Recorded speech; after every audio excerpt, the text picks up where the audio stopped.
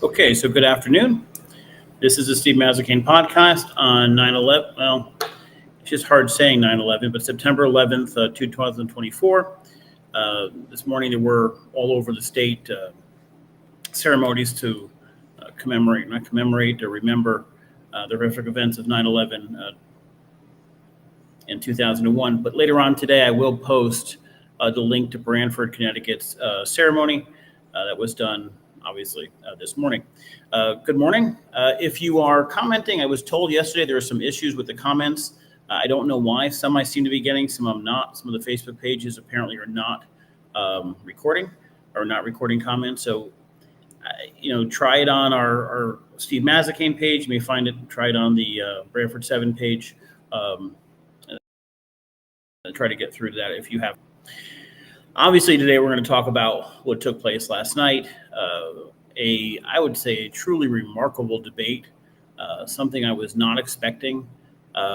Maybe that was my own fault. You would think when candidates disappear for a week, when they have professionals working with them, when they figure out, here's our plan, this is what we want to execute, this is the points we want to make, these are the things we want to defend against, you would think you'd come out and have two strong, established, interesting perspectives to go against each other.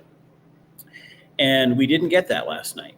Last night we got one person who was composed and showed that she can remain composed. She didn't give us much in substance. There's not much there. That she didn't really talk about positions much. She defended some positions, but overall there wasn't a ton of position discussion. And then we had whatever we saw from Trump. And it's hard to put into words. It starts off with a couple questions that were legit questions, an interesting conversation about abortion. We'll talk about that in a second. Then we get to immigration, and then full-fledged crazy comes out. I mean, just like, what are we talking about here? And to those that follow me, I wrote something about a month ago about immigration and the political arguments that are being made primarily by Trump. And it's not just Trump. It's kind of a narrative that's happened within the Republican Party in the last, even 20, 30 years of immigrants are dangerous. Immigrants are murdering people. They're coming in and they're doing these horrible things. And illegal immigrants are all running over the border. And there's just, one, that's not true. There's no statistical evidence to show us there's a larger number of crimes from illegal immigrants, any immigrants. There's no rapes or murders or any of those sort of things. There's no statistical evidence to say that immigrants are coming in and trying to sneak in ballots or desperate to go to polling stations. In fact, it's the opposite. All the numbers show us something completely different than that. But when you're watching a debate, and I have to get this right, I can't just, I'm trying to look for the exact quote. But when you're watching a debate, and you get these quotes of, I'm trying to find here's the actual quote during a debate last night. In Springfield, apparently Springfield, not Massachusetts, Springfield, Ohio. In Springfield, they're eating the dogs. The people that came in, they're eating the cats. They're eating the pets of the people that live there. And this is what's happening in our country. Shame. He added, "It's a shame," which is the funniest thing I've ever heard. It's like, oh, this is just awful. This terrible thing is awful. And I honestly, and I pride myself as being somebody that is like familiar with this and follows politics and knows what's going on, reads the headlines every day. I had not heard this. In the middle of it, I'm sitting there watching this debate saying, what in the holy hell? We're eating cats and dogs. And it's funny, I think I had gone by some memes on social media that had, pictures of cats or dogs or whatever it was. And then some with Trump saving animals. And I just thought it was, pro-Trump stuff. But it really was an actual thing that's happened the last couple of days where apparently, I researched this last night, in this town, Springfield, there are 10 to 15,000 largely Haitian immigrants going in there. And it's a town of like 34 number going in there. There's a serious issue with their infrastructure, what have you. But somewhere on a Facebook page related to Springfield, was this um, meme or something where a Haitian immigrant allegedly stole somebody's pet, and then there was a picture of somebody else eating the pet. And the police have said none of this actually happened. There's been no actual complaints. Later on, the picture of the deceased animal was shown to be by somebody who was very much American and had lived in that town for 18 years. So there's no evidence of any of this. It's just something that started. And so this idea that somebody's eating cats is just absolutely absurd. But it's the further thing in this narrative of immigrants that we don't want or like or are illegal or what have you are these awful human beings, cannibals, eating animals, murdering, raping everybody, crime like crazy. And it's a disservice primarily because it hides the fact that there are very real issues to discuss when it comes to illegal immigration.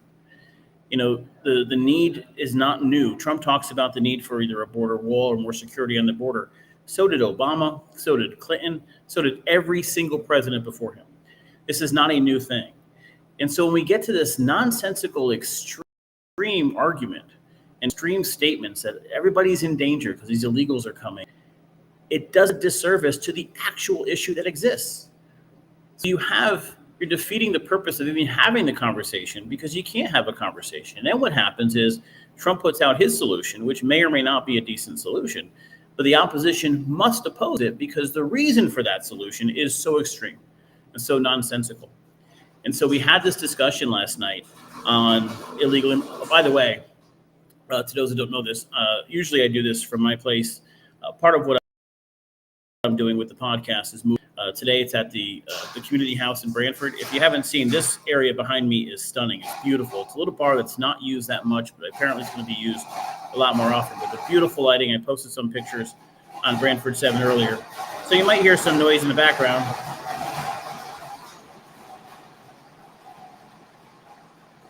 Apparently somebody decided to do construction while I was talking.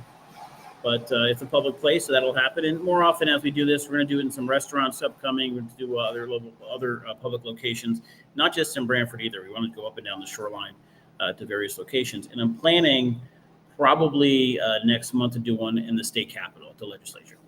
So that being said, but what Trump is consistently burying himself because he just keeps throwing absurd. You can say to people, we are having people come in illegally. There's a negative impact of this. We don't want them. We don't have a place to put them. Towns like Springfield to figure out what to do with this group. Your comments are coming through, by the way. So why can't I talk to you? I don't know, but your comments are coming through. But you're doing a disservice to the actual issue. And so what happened last night was we're seeing him say these extreme things that the average viewer is saying, what in the holy hell is he talking about?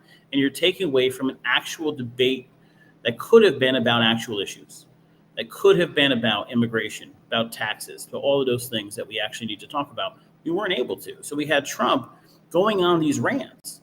And then we had Harris, who read the room. She said nothing of significant value on policy last night.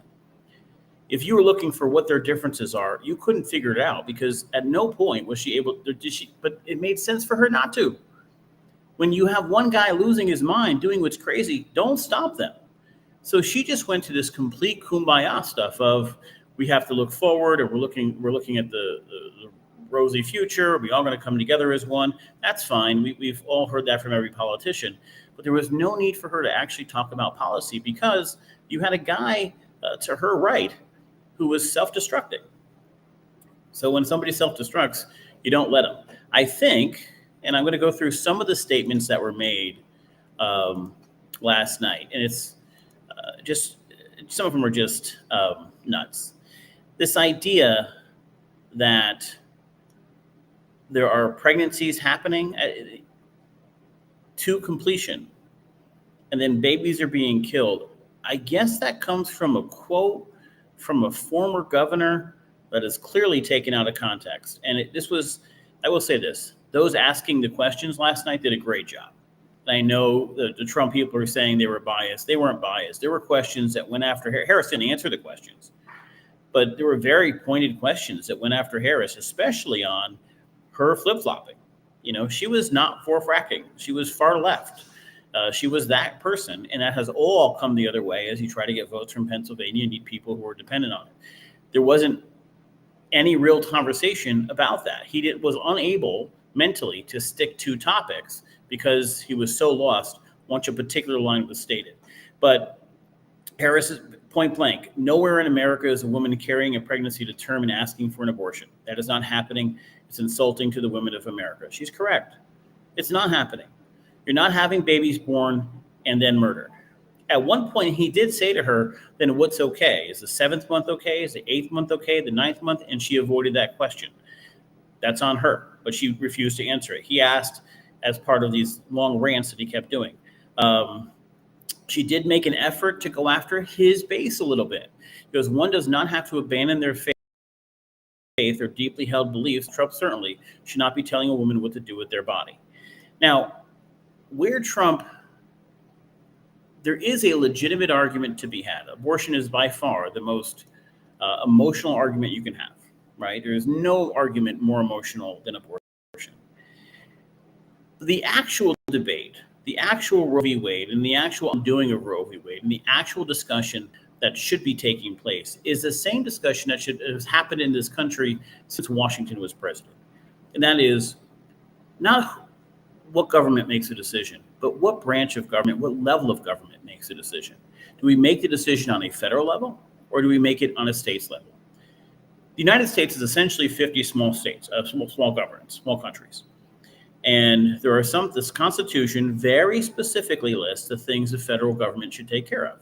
Abortion is not one of them, obviously. There was no real discussion of that back then.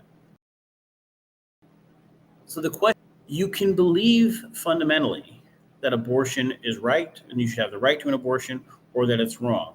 But the real question here is who should make the decision, not an individual level, but a federal government or the states. And where Trump did have a point was he said, for the first time, we're seeing votes in states to let them make the decision on a more local level than the federal government. A vote is taking place, so states get to decide. He actually bemoaned that in a few of the states that are more conservative states, they voted in a more liberal way and gave more rights to women to make that decision. But we're losing sight of that actual debate. And there were times that he sort of made that point, and he said states are making it, but he makes it so emotionally that he can't make sense. You don't walk away with, okay, that's the point that he's making. With Harris, she had very concise, quick, 2-3 sentence statements, would make them, hit her points, and you knew exactly the point that she was trying to make. You knew when she was going after Trump. You knew when she was talking about coming together. You knew when she was talking about abortion after 9 months has never happened. With Trump, the rants were just so ridiculous that you didn't have an ability to say, what's the actual point here? And that's what was missing almost entirely in that debate. But where she killed it was, I want to find the exact quote. I have a list of quotes. But he lost his mind, and there was a totally different tone. Once she said, if you want to learn something, go to his rallies. People are leaving, essentially because he's boring. Now, I don't know if that's true or not. I have no idea. I can't imagine people going out of their way to a Trump rally, being a major Trump supporter, and then leaving early. But I do remember the presidential acceptance speech he gave, or the nominee speech he gave, which was this rambling gibberish, hour that made no sense, where even those in the audience, his biggest supporters, were half asleep. And that being the case, it's not hard to imagine people leaving rallies. I don't know that they are. But once that was said, absolutely lost their minds. Trump could not answer a question after that. He was all over the place. He couldn't maintain his calm. He couldn't make a concise argument. And it was absolutely nuts. And then it just came off the rails. And the rest of the night was just absurd. And it's a shame because there are very real things. There are real reasons why smart people who are educated, who are intelligent people could vote for Trump. And there's real reasons why smart, educated people can vote for Harris, depending on what matters to you.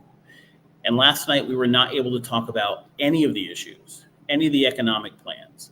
Now, what are those economic plans? She talked about in one area, basically giving a lot of money away, $25,000 more for down payment assistance on homes, more money for babies that are born, that family gets larger tax breaks. $50,000 to small businesses, that doesn't make a lot of sense to me. Uh, Getting a tax credit as a small business sounds great, but small businesses, when they're new, don't make any money, so you're not going to get much in tax breaks. So this idea of, hey, here's 50,000 in tax breaks for your new business, when the new business generally isn't profitable for 2 or 3 years minimum, doesn't really say much. Conversely, Trump could have made some very good points.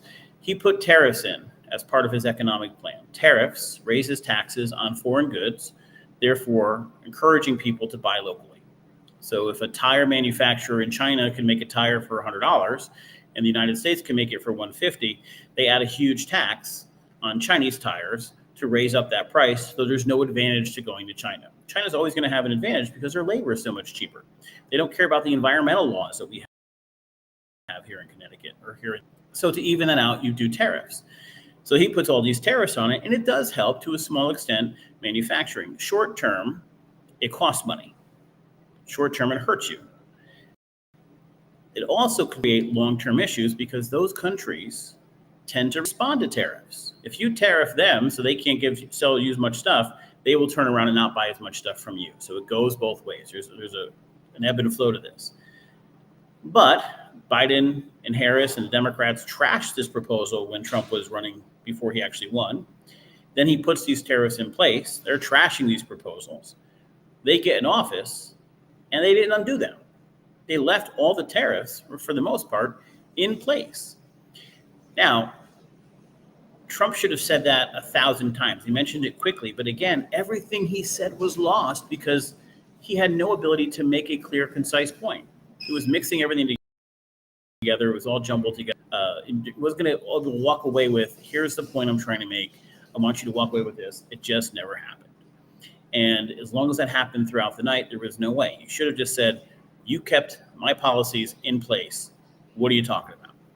And he didn't have the ability to do that. And that was the night. That's the entire night went that way. The Biden-Harris administration were a little bit in a tough spot when it comes to tariffs. Now think about what happens. Let's suppose we put a huge tariff on China and we level out the cost of tires. And they get in and suddenly say, all right, no more tariffs on China. What does that do? Those companies who saw some benefits and saw increased tires being sold locally, well, all the customers are going to say, hey, we're going to run somewhere else. And we can run back to China. So you could have had a massive manufacturing drain at that point. So they were kind of in a tough spot. But at no point in an hour and a half did Donald Trump make the points that he needed to make. And so he looked like Donald Trump. He was unhinged. He couldn't give a coherent answer to anything. He was defending himself like crazy. The second she goaded him into talking about his rallies, it was over.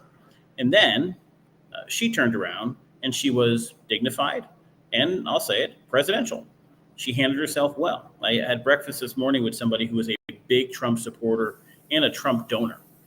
And his words were, by the end of the debate, I wanted to vote for her.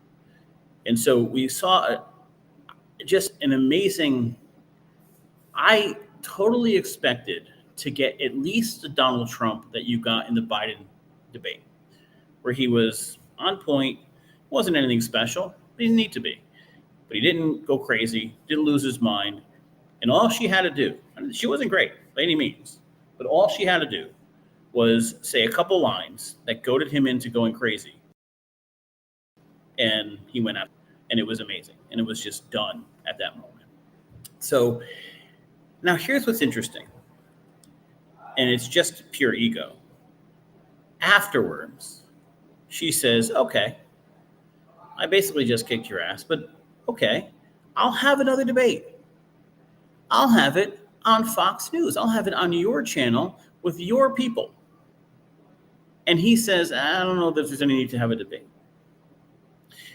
I'll tell you this. If you look at polling, I would argue that he's ahead.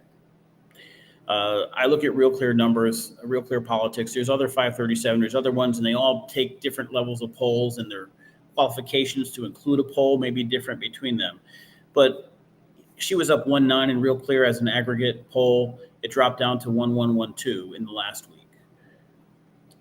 Based on the fact that the polls were off about 4 points just a couple years ago, I would use that and say the polls are probably off 4, if not more, because you're seeing unprecedented things this election. You're seeing it this flip on the Democratic side from Biden to Harris. There's no way to judge that. There's no way to judge. Are we looking at just energy? Or are we looking at actual voters? I think we're looking at energy, and that's going to overemphasize the Democratic support. So I would argue he's ahead by at least a couple points. Does this move the needle? I think it certainly takes people who are in a category of I'm not so sure, is Harris the person, and says, okay, I don't have to question that she's presidential. I may like her policy. I may not like her policy. I may like Trump. I may not like Trump. I may prefer Trump's policy, but I want somebody who can act in a presidential manner. And there are going to be voters out there who are still on the fence on that regard. Will they vote for a woman? I have no idea. Will the fit matter in the 5 or 6 states that actually matter here? Will they change? It remains to be seen. But we saw this. If you know a simple line in a debate can unhinge the man, what happens when you're negotiating with the Putins of the world, with the other leaders of the world, who now have watched that and have said, I'm going to negotiate the hell out of this guy when he's representing the country. Do you want that guy with the temper you saw last night sitting on the red button? And that's a question I had to ask myself. Now I know how I'm voting, and I've already posted many, many times why I'm voting the way I'm voting. But we saw crazy last night. We saw a guy who couldn't make a coherent point when he had prepared for a week with professional people. Here's how to do it. The points you have to make. And he just couldn't do it. We saw this in the statement, in the speech at the Republican convention. He admitted, I was told not to use Biden's name, and then he couldn't stop himself from using Biden's name. The man has no self-control when he's on that stage. And Harris did an absolutely brilliant job of saying very little, but doing enough to set him off. And at that point, all she had to do was stand there, look presidential, look in the camera, and have at least a little bit dignified and classy. And she owned it. Absolutely owned it. So I don't know how long he holds out, but he needs another debate. Now, it seems, based on the Trump campaign, what they're doing so far campaign-wise, that they may feel they have the vote locked in. They may feel they have enough votes, especially against her, they're going to win. And really all they're doing is fire up your base. Maybe they don't need those 50,000 votes. Maybe they feel all these swing states are tied. Maybe they feel they're up 2 or 3 points in all these swing states, and the vote is so locked in that 2-3 points may not matter. It's not going to change, and the outcome may not be. It may be the case. But I have a hard time believing that even people leaning 75% towards Trump aren't watching that debate from last night saying, I don't know. I don't know if this guy's the guy I want as my president. I don't know. All right, that being said, we'll try, if you are a local business and you want us to do a podcast from that area, be glad to. We have someone lined up for next week. We're going to do it at a few restaurants in the near future. I am in the community house, and this is absolutely a beautiful building. If you are out and about, want to stop in and take a look, come look at the programming. You're going to start seeing new programs here, a lot more. Just before the podcast, a couple that's relatively new to Branford from Chicago came over, talked about a half hour on how happy they are to be in this town, all the live events we have here in Branford, all the programming that we have. And I think you're about to see a huge increase in that. So it's a good time. If you're sitting home watching this and you want something more exciting to do, then watch me. Come on out. Check out what's going on in Branford. You have an amazing day today. We have an amazing town, and it's a great place to be. So glad to be at the community house. We'll try to do this on a regular basis, but we'll also try to move it around and be in a variety of different places. This will be a short one for today. We'll be back on. The plan is to be back on tomorrow at 4 o'clock. Next week, I will have an entire podcast devoted to some of the elections coming up. So we'll talk about the Robin Comey and the Ray Ingraham election. We'll talk about the Christine Cohen and the Paul Christie election. That's for state Senate. that affect us here. I'm not sure how much further out we'll go, but we will talk about some of those races. There's no real point in talking about stuff like Chris Murphy because, come on, he's not going anywhere. But that being the case, I do want to start scheduling. Remember something this year. This is the first year for early elections, or early voting. So you're going to be able to vote 3 weeks earlier than you've ever been able to vote before. So talking about these races, talking about the pros and cons of each candidate, what they bring to the table is important that we have those a little bit earlier than I have in years past. Okay, that being said, thank you. And from the Community House, thank you for joining me. As always, if there are questions or comments or what have you, please send me a message on Facebook. I'd be glad to take a look at those. And if there's something to research, give me some time to look into that as well. But for now, have a great night. Enjoy your day, and I'll see you tomorrow.